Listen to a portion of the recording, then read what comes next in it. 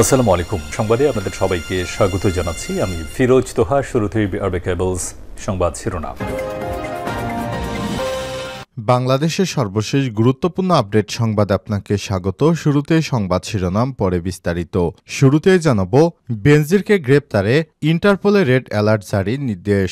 পুলিশের সাবেক মহাপরিদর্শক আইজিপি বেনজির আহমেদকে গ্রেপ্তার করতে ইন্টারপোলের মাধ্যমে রেড অ্যালার্ট জারি করার আদেশ দিয়েছে আদালত। আজ দুদকের করা এক আবেদনের পরিপ্রেক্ষিতে আদেশ দেন ঢাকার মেট্রোপলিটন সিনিয়র স্পেশাল জাজ জাকির হোসেন গালিব। এদিন মামলার তদন্ত কর্মকর্তা দুদক পরিচালক হাফিজুল ইসলাম এ আবেদন করেন। এরপর জানাবো, ডিসেম্বরের মধ্যেই হবে নির্বাচন, আশা মির্জা ফখরুলের। আগামী ডিসেম্বরের মধ্যেই দেশে জাতীয় নির্বাচন হবে বলে আশাবাদ ব্যক্ত করেছেন বিএনপির মহাসচিব মির্জা ফখরুল ইসলাম আলমগীর। এছাড়াও জাতীয় নির্বাচনের আগে স্থানীয় নির্বাচনের বিষয়ে দলটি একমত হবে না বলে জানান তিনি। এদিকে সারা দেশে অপারেশন ডেভিল হান্টে গ্রেপ্তার ৩৪৩ জন। সারা দেশে শুরু হওয়া অপারেশন ডেভিল হান্টে ৩৪৩ জনকে গ্রেপ্তার করা হয়েছে। এছাড়াও অভিযানসহ অন্যান্য অভিযানে গেল ২৪ ঘণ্টায় মোট ১৫২১ জনকে গ্রেপ্তার করা হয়েছে। সোমবার ১০ ফেব্রুয়ারি সন্ধ্যায় পুলিশ সদর দপ্তর AIG media and PR Inamul Haque Sagar এসব তথ্য জানিয়েছেন। এবারে জানাবো, সাবেক মন্ত্রী দীপঙ্কর তালুকদার গ্রেপ্তার। সাবেক পার্বত্য চট্টগ্রাম বিষয়ক মন্ত্রী দীপঙ্কর তালুকদারকে গ্রেপ্তার করেছে গোয়েন্দা পুলিশ ডিবি। সোমবার ১০ ফেব্রুয়ারি রাজধানীর সোবহানবাগ থেকে তাকে গ্রেপ্তার করে ডিবি পুলিশ। এদিকে মালয়েশিয়ায় বিশেষ ব্যবস্থাপনায় পাসপোর্ট পেলেন ২৭,০০০ প্রবাসী বাংলাদেশি। বিশেষ ব্যবস্থাপনায় মালয়েশিয়ায় প্রায় ২৭,০০০ প্রবাসী বাংলাদেশিকে পাসপোর্ট দেয়া হয়েছে। গত এক মাসে তাদের হাতে সব বাংলাদেশি পাসপোর্ট তুলে দেয়া হয়। সোমবার ১০ ফেব্রুয়ারি এক বিজ্ঞপ্তিতে বিষয়টি জানিয়েছে কুয়ালালামপুরের বাংলাদেশ হাইকমিশনার। এবং সর্বশেষ জানাবো, বন কার্যালয় পুড়িয়ে দেওয়ার হুমকি দিলেন বিএনপির নেতা। কক্সবাজারের রামু উপজেলার বন কার্যালয় পুড়িয়ে দেওয়ার হুমকি দিয়েছেন বলে অভিযোগ উঠেছে শাহেদুজ্জামান বাহাদুর নামে এক বিএনপি নেতার বিরুদ্ধে। বাহাদুর ওই উপজেলার বিএনপির সাবেক সহসভাপতি। হুমকির ভিডিওটি সামাজিক যোগাযোগ মাধ্যমে ভাইরাল হলে গত শনিবার ৮ ফেব্রুয়ারি রাতে রামু থানায় জিডি অর্থাৎ সাধারণ ডায়েরি করেছেন বন বিভাগের কর্মকর্তা। অভিযোগে বলা হয়েছে, গত ৭ ফেব্রুয়ারি উপজেলার খুলিয়াপালাং ইউনিয়নের বড়ডেবা এলাকায় বন বিট অফিসার সামনে জনসম্মুখে বাহাদুর বলেন, বনভূমিতে কোনো ধরনের অবৈধ উন্নয়ন কর্মকাণ্ডে বাধা দিলে এলাকাবাসীকে নিয়ে ইউনিয়নের সব বন অফিস পুড়িয়ে দেওয়া হবে, সব বন বিট উচ্ছেদ করা হবে। প্রিয় দর্শক, এতক্ষণ শুনছিলেন সংবাদ শিরোনাম, এবারে বিস্তারিত। তবে তার আগে বন্ধুরা, অনুরোধ থাকবে সংবাদটিতে একটি লাইক দিন। এই চ্যানেলে আপনি নতুন হয়ে থাকলে আমাদের সংবাদটি দেখতে দেখতে চ্যানেলটি সাবস্ক্রাইব করে রাখুন। কমেন্ট করে আপনার মূল্যবান মতামত জানিয়ে দিন আপনি বিশ্বের কোন দেশ থেকে বা বাংলাদেশের কোন স্থান থেকে আমাদের এই সংবাদটি দেখছেন এবং শুনছেন। এবারে বিস্তারিত।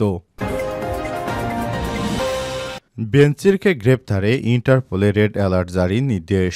পুলিশের সাবেক মহাপরিদর্শক আইজিপি বেনজির আহমেদকে গ্রেপ্তার করতে ইন্টারপোলের মাধ্যমে রেড অ্যালার্ট জারির করার আদেশ দিয়েছে আদালত। সোমবার দুদকের করা এক প্রতিবেদনের প্রেক্ষিতে আদেশ দেন ঢাকার মেট্রোপলিটন সিনিয়র স্পেশাল জাজ জাকির হোসেন গালিব। এদিন মামলার তদন্ত কর্মকর্তা দুদক পরিচালক হাফিজুল ইসলাম এ আবেদন করেন।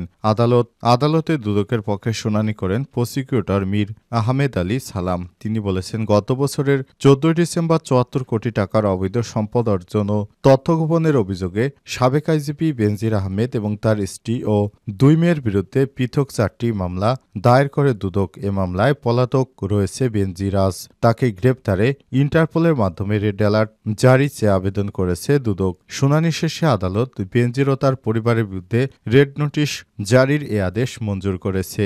এর আগে গত বছরের ১২ জুন বেনজির আহমেদ তার স্ত্রী ও সন্তানদের নামে থাকা ৮টি ফ্ল্যাট ২৫ একর ২৭ কাঠা জমি জব্দের আদেশ দেয় আদালত। এসব ফ্ল্যাটে ঢাকার বাড্ডা-আদাবরে এবং জমি নারায়ণগঞ্জ, বান্দরবন ও উত্তরায় আছে। এরপর ২ দফায় বেনজির ও তার পরিবারের নামে থাকা গোপালগঞ্জ ও মাদারীপুরে ৬২১ বিঘা জমি, ১৯টি কোম্পানি শেয়ার, গুলশানে ৪টি ফ্ল্যাট কোকের আদেশ দিয়েছিল আদালত। এছাড়াও ৩০ লক্ষ টাকা সঞ্চয়পত্র ও ৩৩টি ব্যাংক হিসাব এবং ৩টি বিও হিসাব অবরুদ্ধ করার আদেশ দেন বিচারক।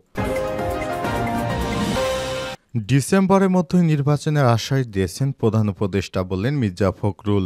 আগামী ডিসেম্বর মাসের মধ্যেই দেশে জাতীয় নির্বাচনের আয়োজনের আশ্বাস দিয়েছেন প্রধান উপদেষ্টা ড. মোহাম্মদ ইউনূস। সোমবার ১০ ফেব্রুয়ারি সন্ধ্যায় প্রধান উপদেষ্টার বাসভবন যমুনায় ড.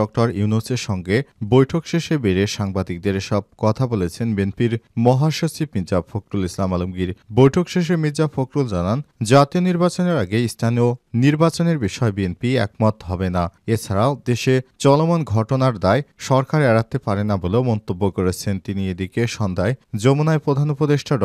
মোহাম্মদ ইউনূসের সঙ্গে বৈঠক করে বিএনপির মহাসচিব মির্জা ফখরুল ইসলাম আলমগীরের নেতৃত্বে একটি প্রতিনিধি দল। এই প্রতিনিধি দলে মির্জা ফখরুল ছাড়াও বিএনপির জাতীয় স্থায়ী কমিটির সদস্য সালাউদ্দিন আহমেদ, মেজর হাফিজউদ্দিন আহমেদ উপস্থিত ছিলেন।